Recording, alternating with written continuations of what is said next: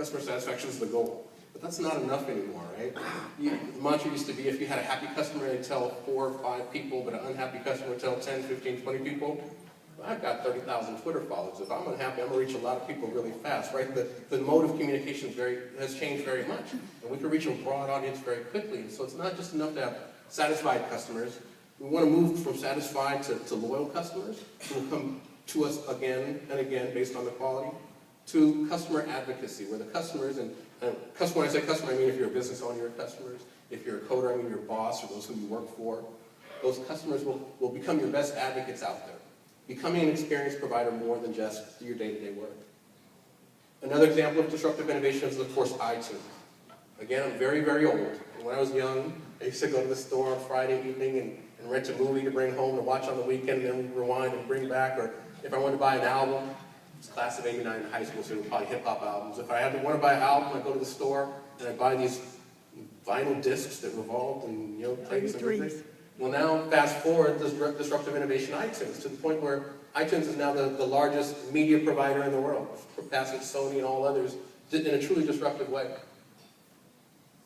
Moonshot, if you saw the pod out there, this is fairly new HP technology that uses the same type of microprocessors you have on your cell phone versus typical processors on a server, so you can have a much smaller form factor. We've got an example outside if you look at the pod.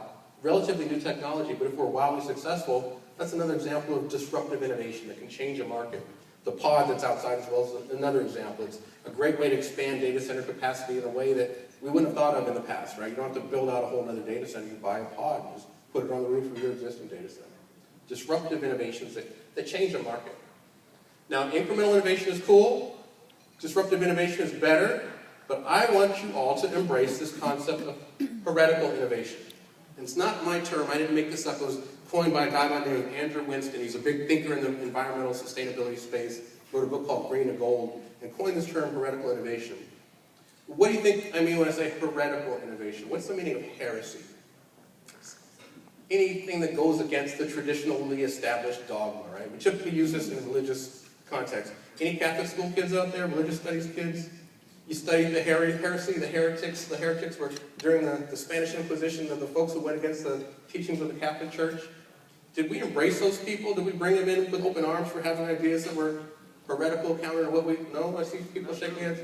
No, we didn't. In fact, we burned them at the stake for having ideas that were counter to traditionally established dogma. So you can begin to think what I mean when I say heretical innovations in your business. It's being unafraid to ask the tough questions or make ideas or submit ideas that might be thought of as stupid ideas at first, but if employed, could be really successful in your business. Asking the tough questions. You following me? You see where I'm going with this? An example would be waste management. Do you know waste management? They're big in Houston where I live. I think they've got a national presence. And for many years they made their business model was built around charging their customers for hauling away ever-increasing amounts of trash and putting it in landfills. And that was their model. But their model has evolved now to the point where, because they are able to recycle and reuse so much products, there's some customers who actually get paid for waste management, having the right to take away their waste and go ahead and dispose of it or recycle it in ways that can generate clean energy. In fact, they've got clean energy generating plants now using that waste that generates enough energy to fuel 1 million homes, more than all the solar in the U.S. That's pretty heretical. Can you imagine a guy who walked into the board of directors of waste management and said, I think we should start paying our customers for our garbage. Isn't that a good idea? They would have laughed him out of the room and said, are you smoking crack? What are you thinking? That's a heretical innovation. That's a heretical idea. Another idea closer to home is Toyota. Japanese company, car manufacturer. Anybody drive Toyotas in the room? A lot of things they do are very heretical.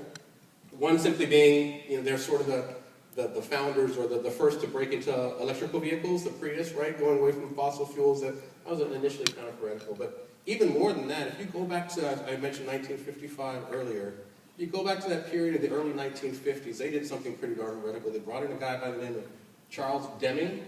Any statistical process people, QA folks, industrial engineers, that would probably know about Deming, right? Very well-known U.S. big thinker in the area of process control, quality. Well, Toyota was one of the first companies in Japan to bring him over to help retool their operations, to make them, to really start the path to making them one of the biggest industrial powerhouses in the world. Now, why would it be heretical for Toyota in around 1950 to bring over some dude from the U.S. to tell them how to work their business? What was going on in the 1950s? shortly after this thing called World War II, right? When they kind of vanquished and the U.S. was victors. Very heretical for them to bring someone in, but it truly has made the difference in their entire business model to this day. Heretical innovation. Another example is Xerox. Anyone in the room from Xerox? You used to work with Xerox, right? Is that right? Very well-known company. You've heard of them. Very well-established, mature U.S. company that made their money for many years by selling ever-increasing amounts of big metal copiers and toner and ink and the products that went along with it by increasing their customers' use of printing, right? Well, fast forward to now where their model has evolved so much, they're making money by encouraging their customers to print less, by using digital imaging systems. And they've been successful in being able to do that. Since there's no one's recording, they're our fierce competitor in the marketplace, so I don't like them very much. But that's very innovative, right? It's heretical innovation. Can you imagine the first guy went to the board of directors of Xerox and says, I know we're the printing company, but I think we should tell our customers to print less. They would have laughed him out of the boardroom and said, that's a crazy idea. Think about how we can employ heretical innovation in what we do every day. It's about not being afraid to ask the tough questions, having ideas that are different from what we typically think of as the way we manage our business. And so with that behind us, these three types of innovation, I just want to talk very quickly about meaningful innovation, which is different than pure innovation. It's not just about innovating for the sake of innovating. It's innovating to create something that creates a compelling or solves a compelling customer need. And I have those guys there on the screen. Do you recognize those guys? Some of you might have known those guys. Bill Hewlett and Dave Packard. Bill and Dave, the founders of Hewlett Packard, the guys who started the company inside this little garage at 367 Addison Avenue, Palo Alto, California. It's still there today. They started the company there in 1939.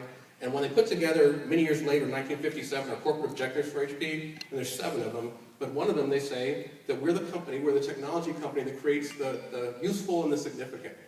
Again, it's around meaningful innovation. It's not just around creating something because I call it techno-lust, right? A lot of us are in a techno-lust. We create something because it's new and whiz-bang, something that didn't exist before, but maybe doesn't meet a compelling customer need.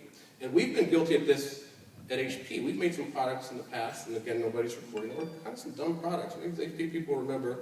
Do you remember a few years ago when our leader of our PC business came out on CNBC and said, we're proud to announce that we at HP have created the world's smallest smartphone. Do you remember that? It's called the Palm Pixie. Did anybody ever buy a Pixie? I know you didn't because we only sold about 7 of them out in the marketplace. It was small. I'm using this as an example, but it was smaller than this, and you had to have 7-year-old girl fingers to be able to type on it. It was technology in search of a need. It was techno-less. That's not meaningful innovation. So we quickly retooled and left that behind.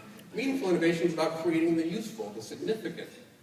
And so I'm going to give you a few tips on how to do it. We'll go through fairly quickly. I don't know how we're doing on time. I'm going to keep this moving. Are we good? Okay, how about another hour then? Is that fine? Just a few more minutes.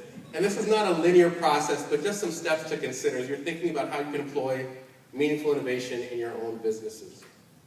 And again, it's not about rigorous rules or a linear process, things to consider. And so as you do this, I want you to put your entrepreneur hats on. You know, some of us are entrepreneurs, some of us work inside corporations or government agencies or our students, but think about how you can employ this in your business. Think about what you do as your business and think through these steps. And the first one is just about setting goals for your innovation strategies. You have to be deliberate about carving out time and setting deliberate goals about what you're going to create, what you're going to innovate, what's going to be new and useful in your line of business and what you create. And we set goals every year, whether it's our corporation telling us to set our goals in the system that we're going to be measured against, or our boss giving us goals we have to perform against. And I bet if I went to each of your goals, there's nothing in there that says, I'm going to create something new once a month, or I'm going to dedicate 4 hours every week to just thinking through some new process or some new design. We have to set goals for our strategy in the same way that we set financial goals for our business, productivity goals. You have to set innovation goals because it doesn't happen if you're not deliberate about making it happen. The second is select those domains in which you want your business to focus. When we think about innovation, we typically think about that technology, that product, that service, but you can innovate in many other ways. It could be innovation through your org chart, your org design. It could be something innovative in a way how you get your products to market. It could be something innovative about how you communicate with your employees. And you want to select those domains where you want to focus. And we at HP are constantly innovating in our products, but we're also constantly innovating in our supply chain. You know, how we're creating those products and how we're getting those products to market and getting them close to our customers. Select those domains where you want to focus. Step 3 is around redefining what your products and services are all about. We get very caught up in what we're doing today, and and sometimes lose sight of what we're really trying to achieve. And I mentioned Procter & Gamble. I don't know if there's anyone in the room from P&G, but that's a great example. P&G is very good at this, at looking at what they're producing and redefining what their products are about. For years they had a kind of a languishing toothpaste business because they were focusing on, it was just about clean teeth. But then they realized that what they were in was about the healthy white smile business. It was about the toothpastes and mouthwashes and all the products that went along with it. What is it that the product is supposed to do? What's the aim of the product? If you think of your deliverables in that way, it forces you to redesign what your products are about and truly innovate to stay up with market needs, right? Focus on your market, not your existing products. Very similar. And from a corporate standpoint, this is about not doing the same thing over and over again because that's just the way it's always been done.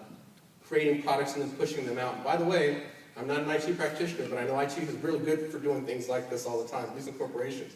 Creating a solution and pushing it out to your customers versus saying, what is the unmet need in the market today? Or what's that functionality or feature that would make my customers' lives easier and being market responsive?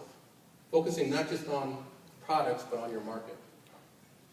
Step 5 of 7 is you map out those innovations. Focus your attention not just on the product, but on your target market. Very similar to the last point, but it's being market